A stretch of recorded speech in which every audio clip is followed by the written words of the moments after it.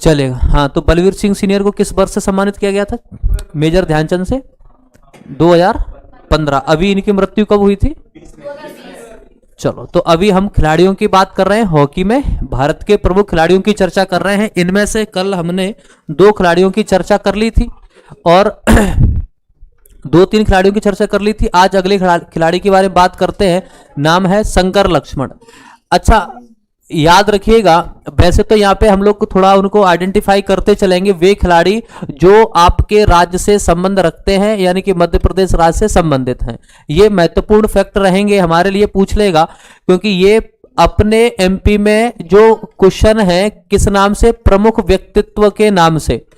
ठीक है, तो आपके सिलेबस में जो प्रमुख व्यक्तित्व के नाम से जो टॉपिक दिया है वहां से इस टाइप के क्वेश्चंस उठ सकते हैं, तो इन्हें आप याद रखेंगे। ठीक है, तो चलो अब यहां से बात करते हैं किसके बारे में? शंकर लक्ष्मण के बारे में। इनसे क्वेश्चन क्या क्या बनेंगे वो समझिएगा। जैसे कल आपको एक पॉइंट बताया था, छोटा सा सरल सा, कि हाल ही में किस महिला हॉकी खिलाड़ी को आप ग्रेट वॉल के नाम से जान रहे हैं? सविता पुनिया को। सविता पुनिया को हम लोग ग्रेट वॉल के नाम से जान रहे हैं। अब वैसे ही आपसे कभी पूछे रॉक एट जिब्राल्टर के नाम से किस हॉकी खिलाड़ी को जाना जाता है, तो इनका नाम है शंकर लक्ष्मण। अब देखना कितना नाम भी इनका खतरनाक है कि शंकर भी है और दूसरे लक्ष्मण भी है। लक्ष्मण है तो साहब इनके सारे काम जो होंगे वो गोली की रफ्तार से होंगे। अब गोली इनको क्यों कहा जा रहा है? क्योंकि ये खुद एक गोलकीपर थे। देखो कंपेयर कैसे कर सकते हैं, ये खुद कौन है? गोलकीपर है। अब अच्छी बात क्या है? अच्छी बात यह है कि यदि बात करें आप सविता पुनिया के बारे में, तो सविता पुनिया भी खुद कौन है? तो वो खुद गोलकीपर है। तो इनकी टाइटल या इनकी उपाधि और इनकी उपाधि थोड़ी बहुत क्या करती है?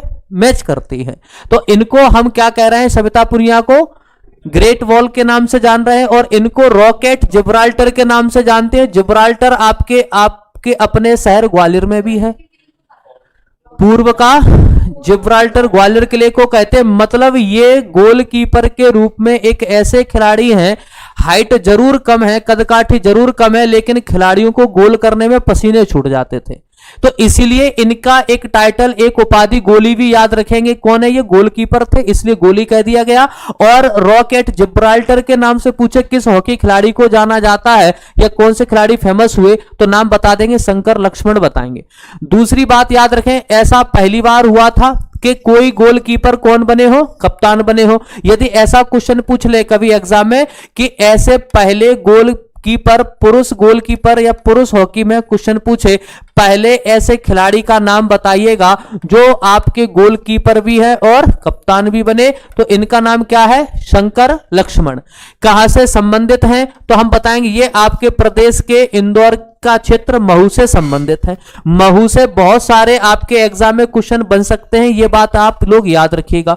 ठीक है, जैसे पहला क्वेश्चन यही बन जाएगा, कोई भी यहाँ पे विशेष इंडस्ट्री फेमस हो, उद्योग वगैरह महू में कौन सा उद्योग फेमस है? छाता।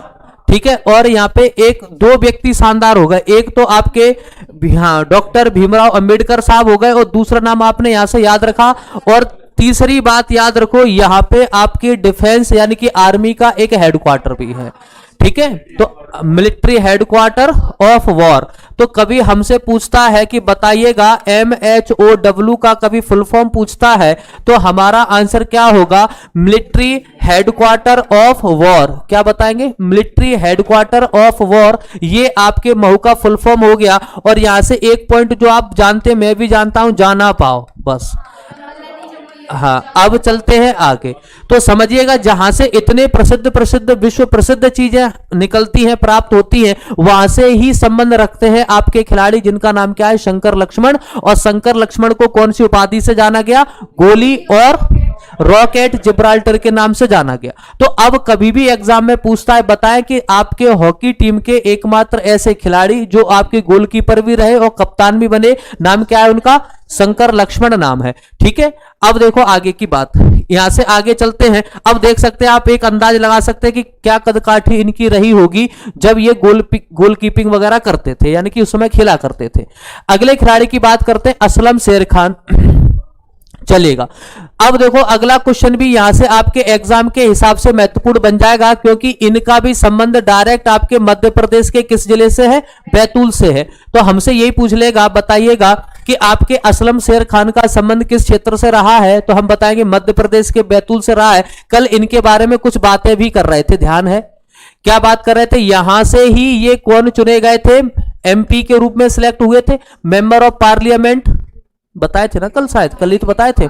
हाँ, ये सांसद भी रह चुके हैं। इनकी किताब का नाम इंपोर्टेंट याद रखना, टू हेल विद हॉकी, यानी कि हम भाड़ में भी जाएंगे तो किसके साथ जाएंगे, बाद में की हॉकी दे दो हमें, फिर कुछ नहीं चाहिए। माने हॉकी के बड़े शानदार खिलाड़ी रहे हैं। और आप याद रखेंगे 1975 का जो हॉकी का विश्व कप हुआ था, उसमें बड़ी अहम भूमिका निभाई थी किसने, आपके खिलाड़ी, इनका नाम क्या है, असलम शेर खां।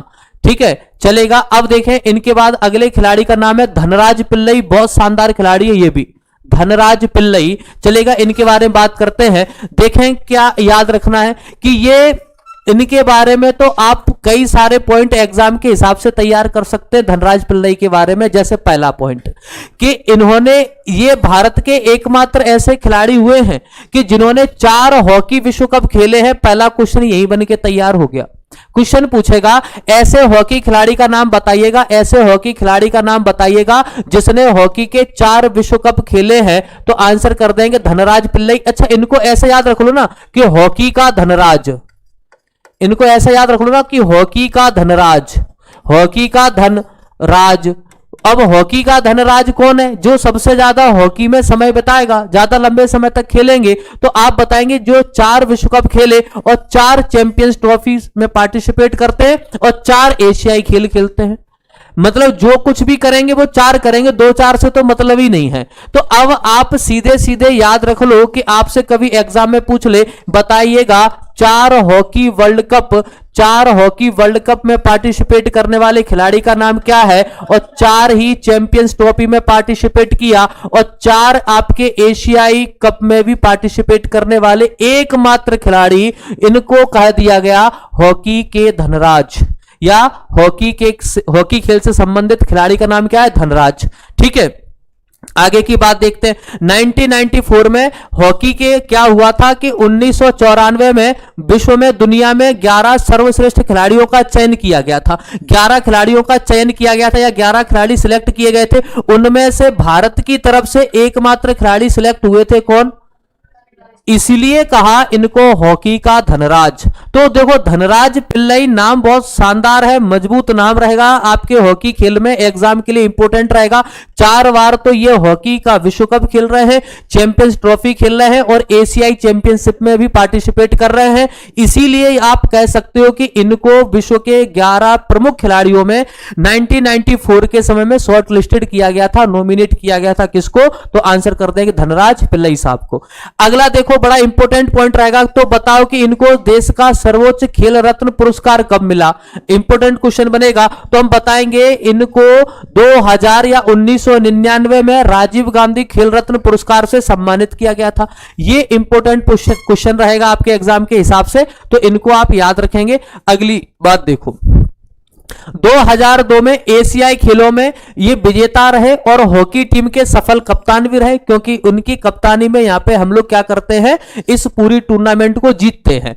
अब देखेंगे कि 2000 में इनको पद्मश्री से सम्मानित किया गया था। 2000 में इनको नागरिक सम्मान है, पद्मश्री से सम्मानित किया गया। तो आप ऐसे याद रख लो ना, कैसे याद रखो कि 1999 या 2000, 1999 और 2000 में राजीव गांधी खेल रत्न हो गया, राजीव गांधी खेल रत्न हो गया। और अगले ही वर्ष 2000 में, अगले ही वर्ष 2000 में इनको क्या किया गया कि पद्मश्री से सम्मानित किया गया।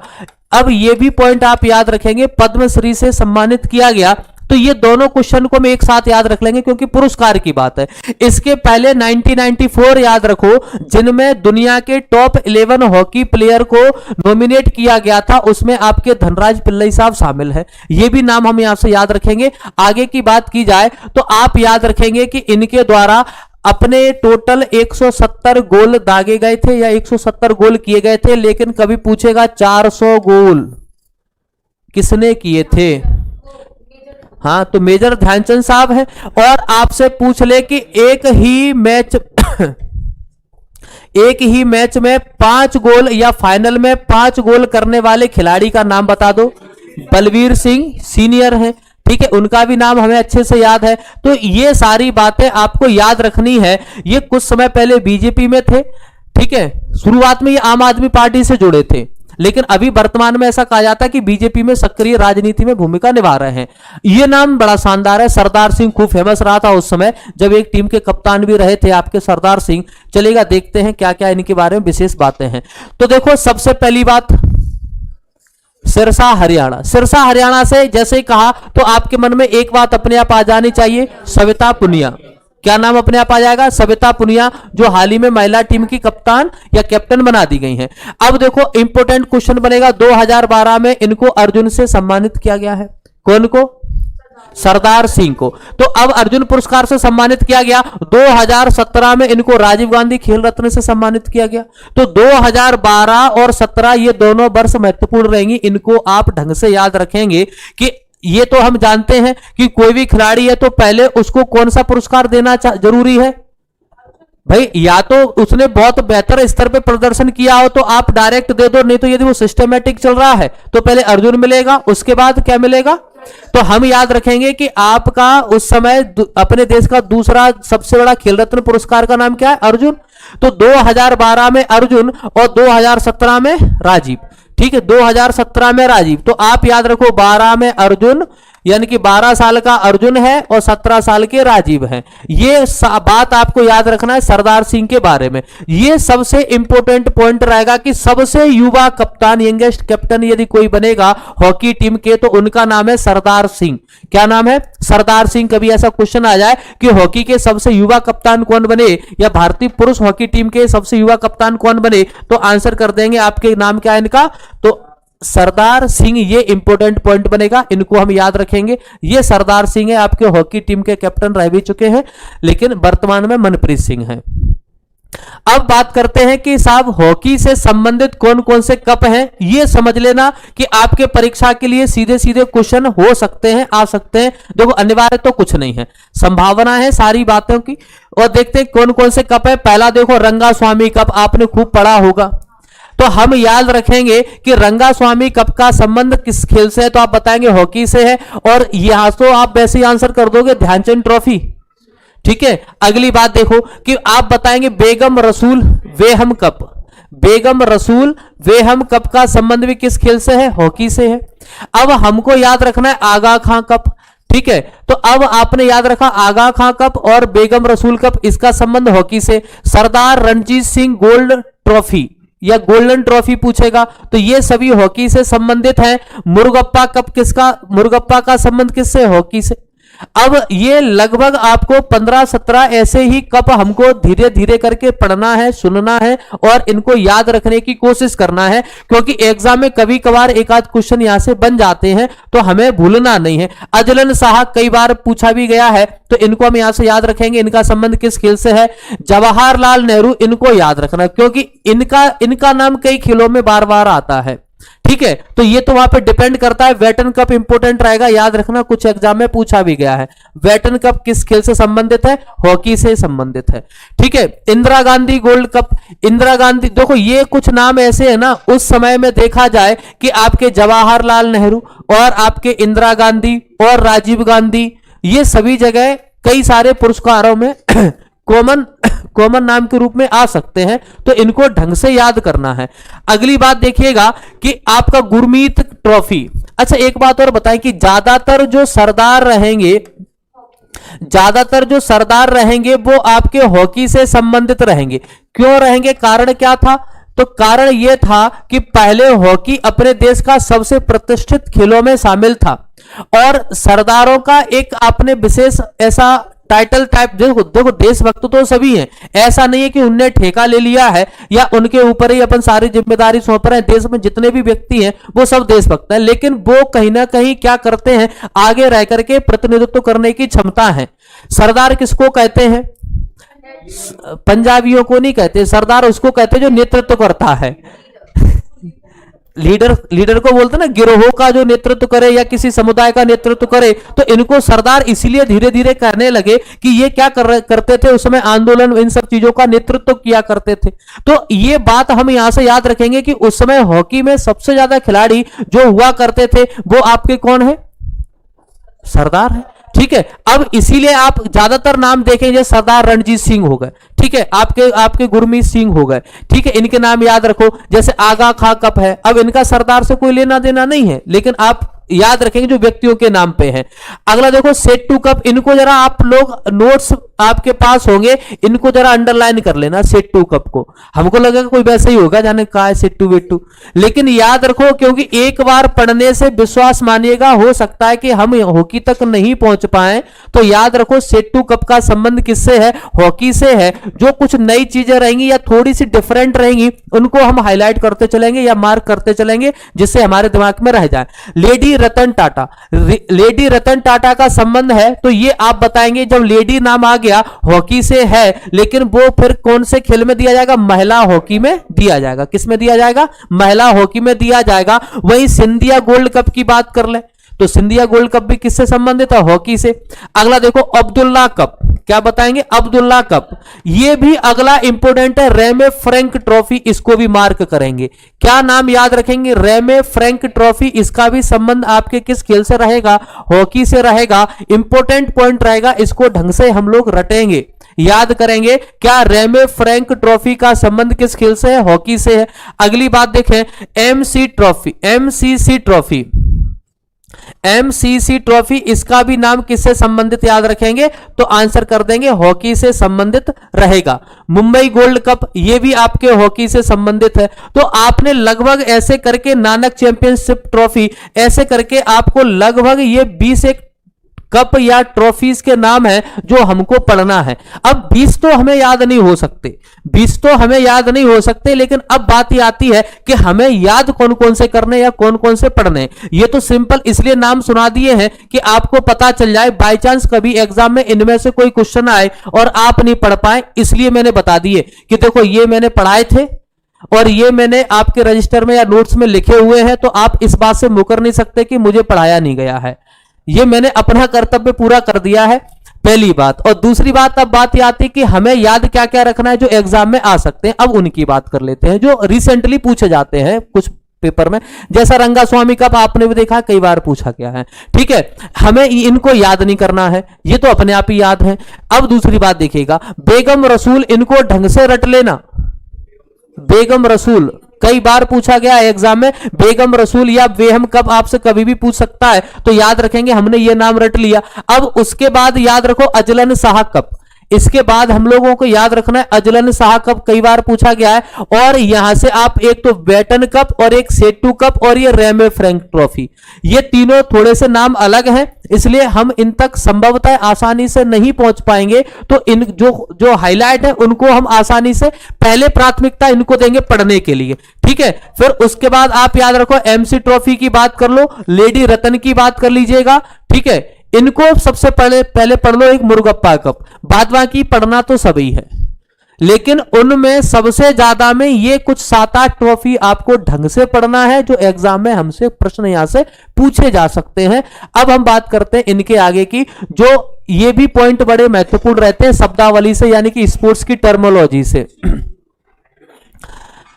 टर्मोलॉजी से क्या क्या प्रश्न बनते हैं जरा देखते हैं। सिंपल से क्वेश्चन आते हैं, कोई ज्यादा कठिन नहीं आते कि क्या क्या पूछेगा, देखते हैं। जैसे हम लोगों ने खूब सुना है पेनाल्टी स्ट्रोक, हमने कई सारी हॉकी की फिल्में भी देखी हैं, कुछ नहीं देखा तो चक दे इंडिया तो देखी ही है। तो इन सब चीजों में कुछ नहीं जानते, हमने ये सब चीजें नहीं पता, लेकिन ये तो हमने सुना है कि साहब पेनाल्टी स्ट्रोक जैसी कोई चीज होती है। तो हमसे ये नहीं पूछेगा बताओ कि अब लिख दिया पेनाल्टी स्ट्रोक 3 नंबर में आया है, आ भी जाए 3 नंबर में ही तो आएगा, आ भी जाए तो लिख दो, उसमें क्या लिखेंगे अभी बात कर लेंगे। तो अब जरा समझते हैं कि पहला पॉइंट तो आपके मन में यही हो गया, पहला पॉइंट तो हमारे मन में यही आ गया कि ये हॉकी की एक टर्मोलॉजी है, शब्दावली है, क्योंकि मैंने आपको एक बात बता दी है, चक दे इंडिया में खूब बोला जाता है। अब ये है क्या, यह एक गोल करने का आसान सा अवसर है या एक मौका है। जब सामने वाले टीम के द्वारा नियम रेगुलेशन ढंग से फॉलो नहीं किए जाएंगे तो आपको एक मौका दिया जाता है, यानी कि उनको पेनल्टी के तौर पे मौका दिया जाएगा कि आप स्वतंत्र है, शॉट मारिएगा, लेकिन यदि गोलकीपर ने रोक लिया तो ठीक है, नहीं कोई बात नहीं। ऐसा फिल्मों में कई बार हुआ है, कई बार दिखाया गया है। जैसे आपने क्रिकेट में तो देखा होगा, क्या देखा है कि सिंपल पिच पे कोई नहीं है, विकेट के उस पार एक कीपर है और एक बॉलर है, सिंपल बॉलर गेंद फेंकेगा, यदि स्टंप पे टकरा गया तो प्लस पॉइंट हो जाता है। ऐसे कई मैच हुए हैं जिनको इस तरह से अंत में जीता गया। ये क्रिकेट की बात कर रहे हैं, लेकिन यदि हॉकी की बात की जाए तो हॉकी में भी क्या हो सकता है कि बिना सिंपल वहां पे गोल दिख रहा है और कोई गोलकीपर नहीं है, आपको एक पॉइंट पे खड़ा कर दिया गया और आप यदि शॉट मार के डायरेक्ट बॉल को गोल कर देते हैं तो आपके अकाउंट में 1 पॉइंट बढ़ जाएगा। आज घर जाके चक दे इंडिया के ऐसे सीन देखना तो आपको बिल्कुल क्लियर हो जाएगा, ठीक है। अगली बात देखो, दूसरी बात देखते हैं, पेनल्टी कॉर्नर की बात की जाए तो नियम का उल्लंघन करने पर गोल करने का एक स्वतंत्र अवसर, जिसको फ्री हिट की तरह कंपेयर कर सकते हो आप क्रिकेट में। क्या कर सकते हैं? फ्री हिट की तरह कंपेयर कर सकते हैं, जिसे हॉकी में पेनल्टी कॉर्नर के नाम से जाना जाता है। अगला देखेंगे टर्म क्या है, ड्रिबलिंग। ये बढ़िया है, ये आपसे एग्जाम में कहो पूछ भी ले। ड्रिबलिंग कुछ नहीं है, ड्रिबलिंग एक ऐसी प्रक्रिया, ऐसी प्रोसेस है जहां पे आप गेंद को कोई प्लेयर या खिलाड़ी अपने नियंत्रण में रखता है। हॉकी की स्टिक है, लगभग 730 से 735-37 ग्राम का वजन है उस हॉकी में, और ऐसे करके गेंद को अपने साथ दूर तक लेकर के जाता है, मतलब गेंद उसी खिलाड़ी के पास है। इस पूरी प्रक्रिया का नाम क्या है? ड्रिबलिंग है। तो क्या कह रहे हैं, यह हॉकी गेंद को नियंत्रित करने की एक कला है। नियंत्रित करने की कला मतलब उस गेंद को ज्यादा देर तक अपने पास तक रोक करके रखना और आगे बढ़ते जाना, कहां तक? गोल की तरफ। इस पूरी प्रक्रिया को हम लोग क्या कहते हैं? ड्रिबलिंग कहते हैं। अगली बात देखो, फ्री हिट। फ्री हिट जब विपक्षी टीम गेंद को स्वतंत्र रूप से मारती है तो उसे फ्री हिट कहते हैं, ठीक है। अगली बात देखो, डी। नोट्स मिले हैं उसमें, लेकिन अच्छा वो क्लियर नहीं होगा ग्राउंड, चलो कोई बात नहीं है, चलिएगा। जैसे कि बात की जाए कि आपने कल या पिछली क्लास में हमने यहां पे वो देखा होगा कि हॉकी का जो ग्राउंड था, अच्छा साइज याद है कुछ थोड़ा बहुत? हाँ 92 है कि 91 है? 91.55 45 है ये, या 44 या 45। हाँ अब 55।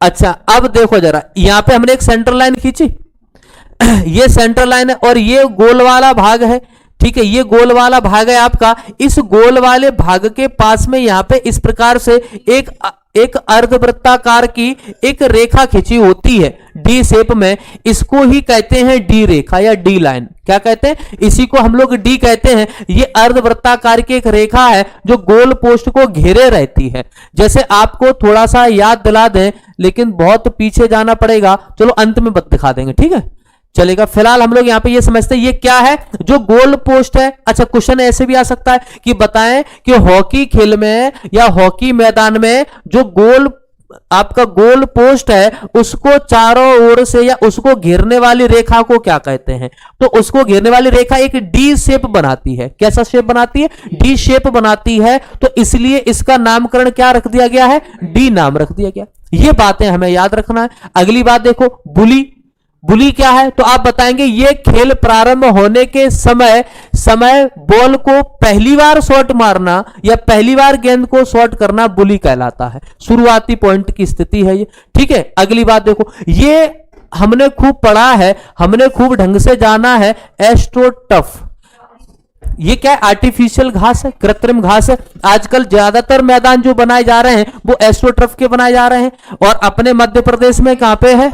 ऐशबाग है, ठीक है। तो बहुत शानदार है, कई सारी फिल्मों में भी खूब बेहतर थे। आजकल तो लोग घरों में भी एस्ट्रोटर्फ का यूज कर रहे हैं, ठीक है भाई। हम लोग गार्डन वगैरह में नहीं जा पा रहे, उन्होंने अपने छत पे क्या कर लिया, एस्ट्रोटर्फ बढ़िया बिछा ली है, पूरा गार्डन की फीलिंग दे दी है, वहीं टहल टाल के वो छत के छोटे से भाग में ही आनंदित हो रहे हैं। बहुत अच्छी बात है, करना भी चाहिए। देखो तो ये कृत्रिम घास का मैदान होता है जो आधुनिक तरीके से बनाया जाता है। ये लोहे के तार पर प्लास्टिक को बांध के बनाया जाता है। ये रामायण हमें याद नहीं रखनी, हमें तो सीधी सीधी बात याद रखना है कि एस्ट्रोटर्फ का मतलब क्या हो गया? कृत्रिम घास, ठीक है। एस्ट्रोटर्फ मैदान मतलब हॉकी का ऐसा मैदान जो कृत्रिम घास से बनाया गया है, ठीक है, चलेगा।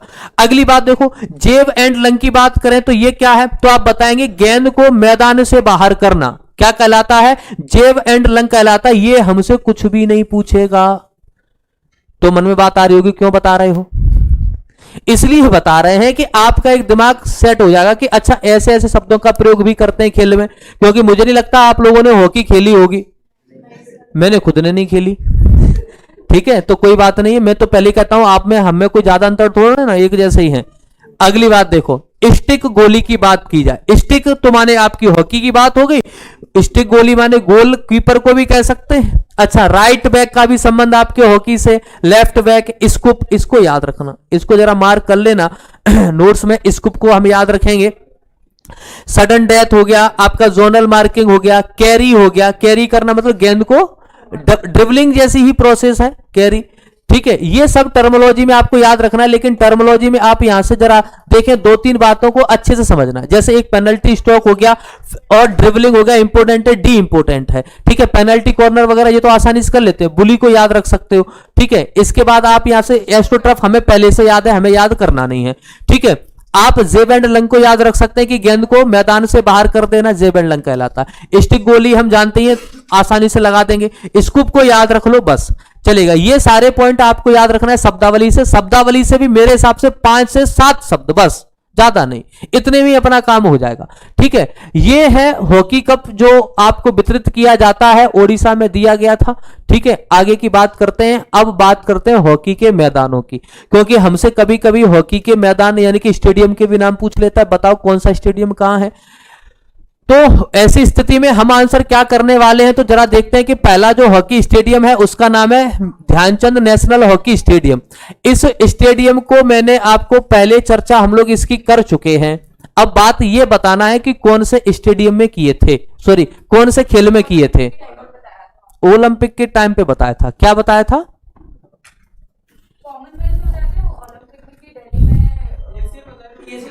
अब आपको यहां से बस एक माइंड सेट कर लो कि आपके भारत में ओलंपिक हुए नहीं है, तो ओलंपिक का पोर्शन खत्म।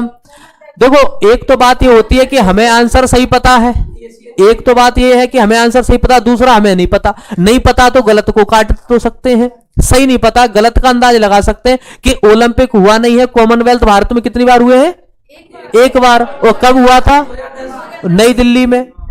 ठीक है, अब आपके जो ध्यानचंद नेशनल स्टेडियम में हम पहली बार एशियन खेल का भी आयोजन करवाते हैं। ठीक है, अगली बात देखो, अब सरदार वल्लभ भाई पटेल, नाम समझना कि सरदार वल्लभ भाई पटेल से, पटेल जी के नाम से जितने भी विषय वस्तु मिलेंगी मोस्ट ऑफ गुजरात में मिलेंगी। जैसे सरदार सरोवर बांध पढ़ा है हमने, सरदार सरोवर का स्टैचू पढ़ा है हमने। ठीक है, ये सारी चीजें कहां हैं? तो आप बताएंगे गुजरात में है, लेकिन स्टेडियम गुजरात में नहीं बनेगा। आ जाओ, अब आप क्या बताएंगे कि आपके पटेल साहब जो है उनको हम भारत का बिस्मार्क भी कहते हैं, है ना, यूनिटी डे वगैरह, ये सारी चीजें इनसे ही संबंधित हैं। तो आपसे कभी पूछेगा कि बताइएगा कि आपके सरदार पटेल साहब स्टेडियम यानी कि इनके नाम से स्टेडियम हमने कहां बनाया है, तो आपके छत्तीसगढ़ की राजधानी है रायपुर में बनाया गया है।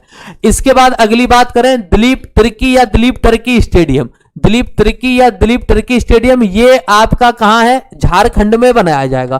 कहां पे? झारखंड में बनाया गया, रांची में। ठीक है, अगला क्वेश्चन देखो, एस्ट्रोटर्फ हॉकी स्टेडियम, ये आपके मध्य प्रदेश में नहीं है। ठीक है, क्योंकि उसका अपना नाम है, हाँ वो उसका अपना नाम है। और इसका नाम क्या है? इसका नाम ही रख दिया एस्ट्रोटर्फ हॉकी। जरा समझना, जब ऐशबाग स्टेडियम पूछेगा तो बताएंगे, पूछता है उसकी क्या विशेषता है। उसकी ये विशेषता है कि वो अपने आप में आपने कृत्रिम घास से बनाया है ऐशबाग स्टेडियम, लेकिन इसका नाम ही है। तो ये हिमाचल प्रदेश में सिलारू में, कहां पे है? हिमाचल प्रदेश के सिलारू में है। अगली बात देखो, ध्यानचंद हॉकी स्टेडियम, अंतर समझना, ध्यानचंद नेशनल। अच्छा, एक बात और बताना कि अपने भारत देश की बात की जाए तो हमारे भारत देश के जितने भी सेंट्रल गवर्नमेंट के जितने भी हेडक्वार्टर मुख्यालय पूछता है वो मोस्ट ऑफ कहां होते हैं? न्यू दिल्ली में। बाद बाकी एक आध दो हैं, अपवाद स्वरूप बात की जाए, मतलब 95% तो न्यू दिल्ली में, बाद बाकी आपके इधर उधर बटे हुए हैं। ठीक है, जैसे आपका आरबीआई का मुंबई में हो गया, आपका इसरो का बेंगलुरु में हो गया, बाद बाकी देखें इंपोर्टेंट टाइप के वो सब दिल्ली में। तो जरा समझना, नेशनल बात होगी तो वो कहां पे होंगी?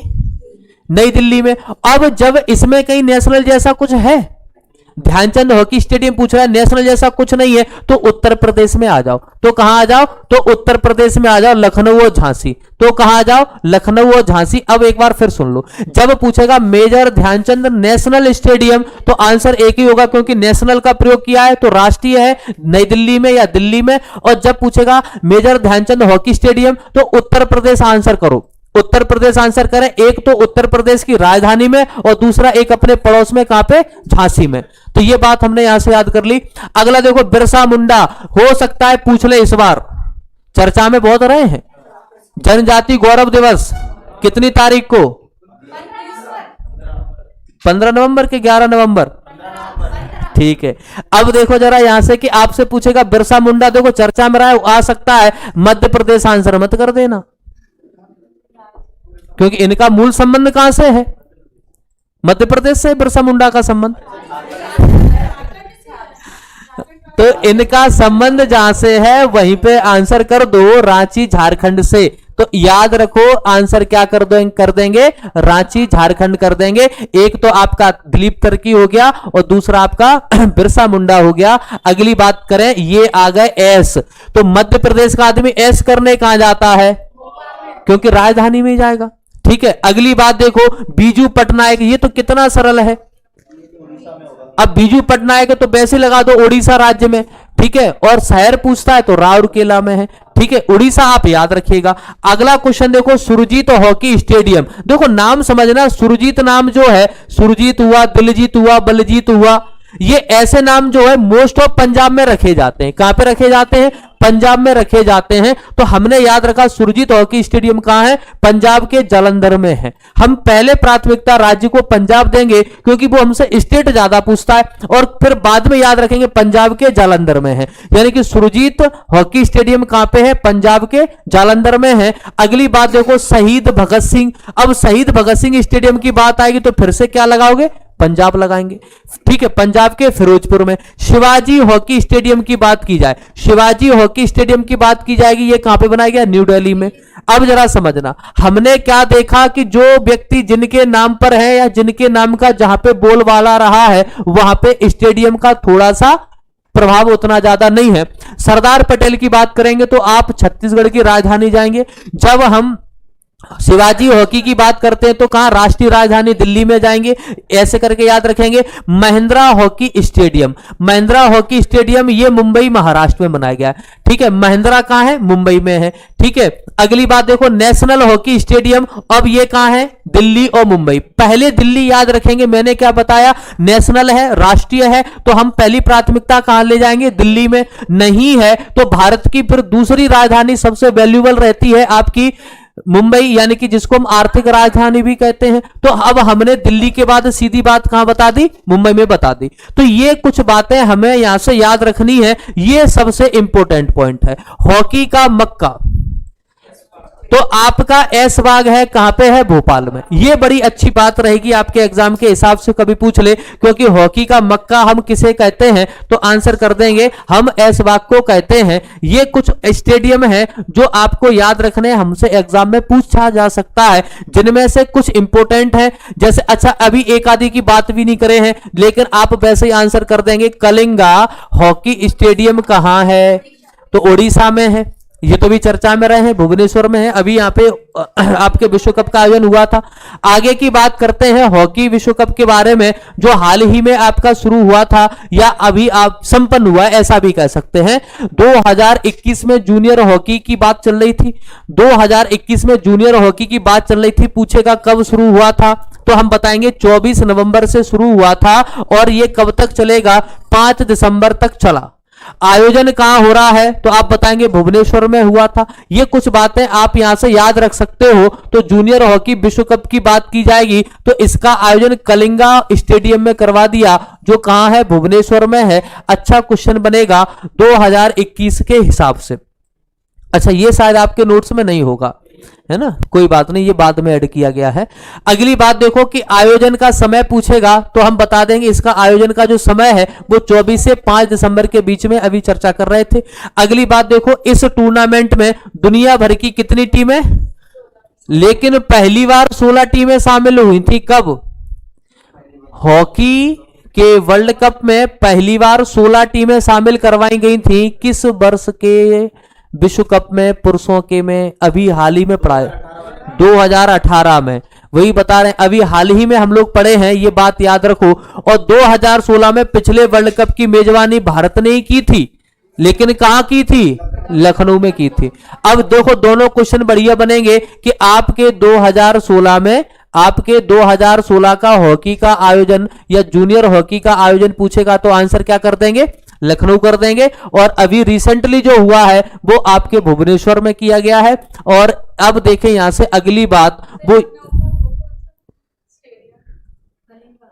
नहीं, लखनऊ में तो यही है आपका मेजर ध्यानचंद लखनऊ में भी है और झांसी में भी है, ठीक है, दोनों जगह है। अब मुंबई और दिल्ली में दोनों जगह उसी नाम से बना दिए हैं, ठीक है। हाँ वैसे क्या है कि एक तो रेलवे के नाम से बहुत सारे हॉकी स्टेडियम बने, क्योंकि रेलवे का भी पहले रेलवे के कई सारे खिलाड़ियों को बड़ा इंटरेस्ट रहता था, रेलवे भी अपने खिलाड़ियों को भेजता था, जैसे नहीं डिफेंस के द्वारा भेजे जाते हैं, पहले रेलवे भी भेजता था। अपने ग्वालियर में भी बहुत सारे बने हुए हैं रेलवे के नाम से। देखो अब तक 11 बार इस टूर्नामेंट का आयोजन हो चुका है, यानी कि 11 जूनियर विश्व कप हॉकी के हो चुके हैं, ये बात याद रखेंगे, जिनमें सबसे ज्यादा जर्मनी ने जीते हैं 6 बार। ध्यान करो, नीदरलैंड, यदि महिला हॉकी की बात करेंगे तो पहला भी और हाल भी और सबसे ज्यादा भी, यानी कि 8 बार नीदरलैंड ने जीता है। कितनी बार? 8 बार नीदरलैंड ने जीता है, ये बात याद रखेंगे। लेकिन ये क्वेश्चन भी याद रखना, भारत ने कितनी बार जीता है? तो आप बताएंगे जूनियर हॉकी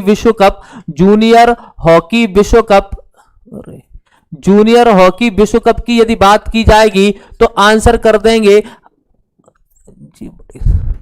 वर्ल्ड कप की बात की जाएगी तो आंसर कर देंगे क्या? कि हमने 2 बार जीता है। कितनी बार जीता है? 2 बार जीता, ये बात याद रखेंगे। अर्जेंटीना, ऑस्ट्रेलिया, पाकिस्तान ने कितनी बार जीता है? 1-1 बार जीता है, ठीक है। इनको भी याद रखो बेचारों को, कोई बात नहीं है, ठीक है।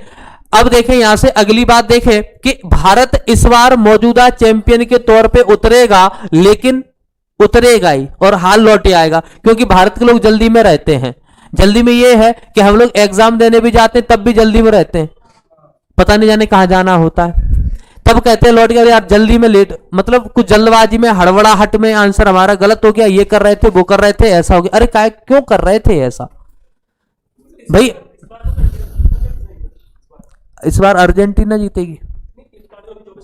हाँ अब देखो ये पॉइंट आपके लिए बड़ा इंपॉर्टेंट रहेगा, इसको नोट करेंगे और याद रखेंगे कि भारत की इस टीम का जो नेतृत्व किया जा रहा था वो विवेक प्रसाद के द्वारा नेतृत्व किया जा रहा था। ये कौन है? तो हॉकी के खिलाड़ी हैं, पहली बात तो। दूसरी बात ये ओलंपिक में पार्टिसिपेट कर रहे हैं। दूसरी बात अभी रिसेंटली ओलंपिक में पार्टिसिपेट किए हैं। और तीसरी बात एमपी सरकार ने डीएसपी बना दिए हैं। समझ में आ गई बात? हाँ विवेक सागर प्रसाद, ये वही खिलाड़ी, ठीक है। हाँ पीएससी फैला है, अब समझ लो आप। अच्छा, जो कि देखो यहां लिखा है, जो कि टोक्यो ओलंपिक में ब्रॉन्ज मेडल जीतने वाली टीम का हिस्सा रहे हैं। समझ में आ गई बात क्लियर? तो अब जरा याद रखना कि पूछ ले कि विवेक सागर प्रसाद को, या विवेक सागर भी कह सकते हैं आप, तो आपको याद क्या रखना है? इनके नेतृत्व में, यानी कि इनके कप्तानी में आपको भेजा गया था। और अब अगला पॉइंट कि टीम को ट्रेंड करने की जिम्मेदारी, ट्रेंड नहीं है, टीम को ट्रेंड करने की जिम्मेदारी जो है टीम के जो सीनियर कोच रहे, इनका नाम आपने पढ़ लिया था, ग्राम रीड, इनको सौंपा गया था। जूनियर कोच जो है वो है बीजे करियप्पा। बीजे करियप्पा से एक नाम मुझे और याद आ रहा है, केएम करियप्पा, फील्ड मार्शल। अब केएम करियप्पा से एक और बात मुझे याद आ रही है, थल सेना दिवस कब मनाया जाता है? 15 जनवरी। अब आपको मैंने ये सारी बातें इसलिए याद दिलाई हैं क्योंकि इनकी ही याद में, केएम करियप्पा की याद में ही थल सेना दिवस भारत में मनाया जाता है। कभी पूछे तो आप बता देंगे इनके ही याद में। ये पहली बार पाकिस्तान के खिलाफ लड़ रहे थे, इनके नेतृत्व में आपने पाकिस्तान पर विजय, फतेह, कुछ भी कह लीजिएगा, हासिल की। ये बात आप यहां से याद रखेंगे। अगली बात देखो, इनका हमें कोई लेना देना नहीं है, हमें तो सिंपल इतनी सी बात याद रखना है बस। हाँ, तो ये बात अब तमाम खिलाड़ी हैं, इनसे हमें विशेष कोई ऐसा एहसास नहीं है, लेकिन इनमें से एक नाम अच्छा सा मुझे लगना चाहिए, संजय। संजय ने, हाँ, संजय जो है इस समय के आपके ओलंपिक में बहुत शानदार इन्होंने प्रदर्शन किया था जूनियर में, लेकिन फिर भी हमने अच्छा, मतलब एक खिलाड़ी, देखो ये क्या पूरा टीम वर्क पे काम करता है खेल, एक खिलाड़ी चाहे तो जितवा दे वैसा संभव नहीं है, लेकिन संजय बहुत बेहतर खेले थे, ये बात आपको याद रखना है। अगली बात देखो, अर्जेंटीना ने जूनियर हॉकी विश्व कप 2021 जीता। भाई जीत तो वो ही सकता है, जल्दी में रहने से कुछ नहीं होता, जल्दी में रहने से कुछ नहीं होता। काम ऐसे करो कि अर्जेंट में हो, फटाफट और सही हो जाए। देखो जल्दबाजी में काम तो सब करते हैं, लेकिन जल्दबाजी में काम करो बिगड़ जाए फिर क्या मतलब। तो काम जल्दबाजी में करो और कैसा हो जाए, सफल हो जाए, उसको अर्जेंटीना कहते हैं। उसको क्या कहते हैं, उसको अर्जेंटीना कहते हैं। तो 2021 का जो विश्व कप जीत रहा है उसका नाम क्या है, अर्जेंटीना है। समझ में आ गई बात। अगला देखो, अर्जेंटीना ऐसा नहीं कि जल्दी जल्दी में आज ही जीत गई है, मतलब इस बार जीती है, तीसरी बार जीती है, ये बात याद रखना। तीसरी टीम बनी है जो जूनियर हॉकी विश्व कप 2 बार जीत चुकी है। यानी कि आप अर्जेंटीना को कितनी बार ओलंपिक जितवा रहे हैं, 2 बार, 2 बार जितवा रहे हैं। ये बात हम यहां से याद रखेंगे। ये पॉइंट वैसे उतना ठीक नहीं है, लेकिन हमसे एग्जाम में ये जरूर पूछ सकता है कि हाल ही में कौन सी टीम जीती है, तो आप बता देंगे अर्जेंटीना जूनियर हॉकी जीती है। अगली बात समझो कि हमसे पूछेगा कि बताओ कि ऐसी भी कोई टीम है जो सबसे ज्यादा, यानी कि जर्मनी 6 बार जीती है। इसके अलावा भारत ने 2001 और 2016 में हमने जूनियर हॉकी विश्व कप का खिताब जीता था, 2001 में जीता। अच्छा देखो कितना अच्छी बात मैंने बताई है, बार बार कहता हूं, 1000 बार कहूंगा, जब जब बात ये आएगी तब तब कहूंगा कि भारत पहली बार जूनियर हॉकी विश्व कप जीता, 2001 में जीता। तो ये बात आपका तब तक पीछा नहीं छोड़ेगी जब तक आप अधिकारी नहीं बन जाओगे, और विश्वास रखिएगा, और ये तब तक भी नहीं छोड़ेगी। मान लो आपको कोई नया काम शुरू करना है तो आपको ध्यान आई, अरे यार सर ने पढ़ाई था, तो हम भी तभी शुरुआत करेंगे जब यूनिट डिजिट 1 के आसपास हो।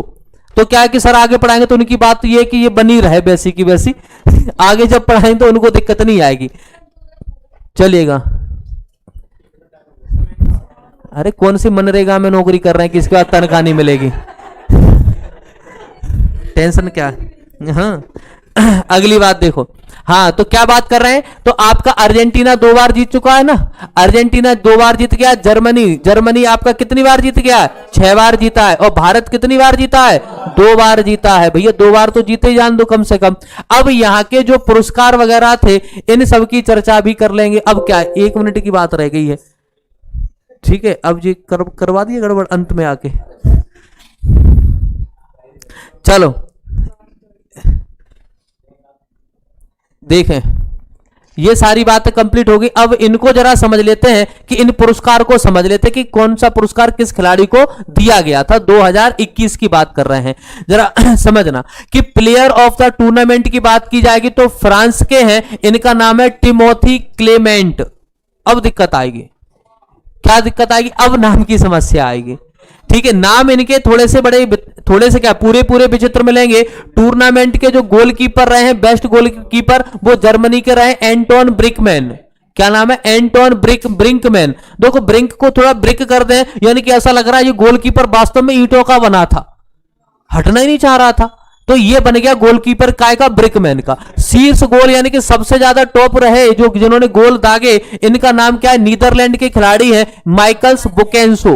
माइकल बुकेंसो।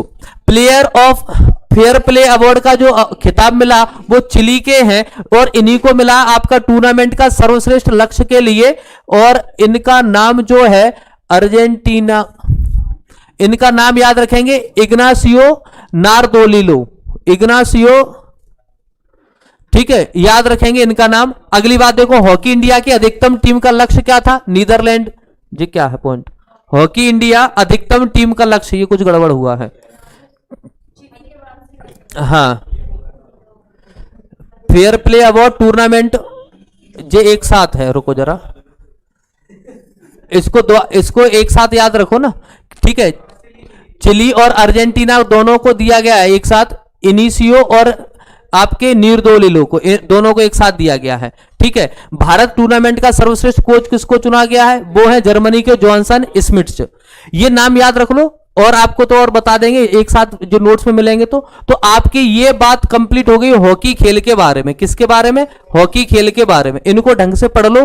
कल यदि संभव रहा तो पहले हॉकी के कुछ एमसीक्यू सॉल्व करेंगे, ठीक है, फिर उसके बाद हम नया टॉपिक शुरू करेंगे, जिससे क्या होगा कि जो भी बातें पढ़ी हैं, चाहे हिस्ट्री की बातें हो, चाहे खिलाड़ी की बातें हो, चाहे अभी हाल ही की कुछ बातें हो, सब एमसीक्यू आ सकते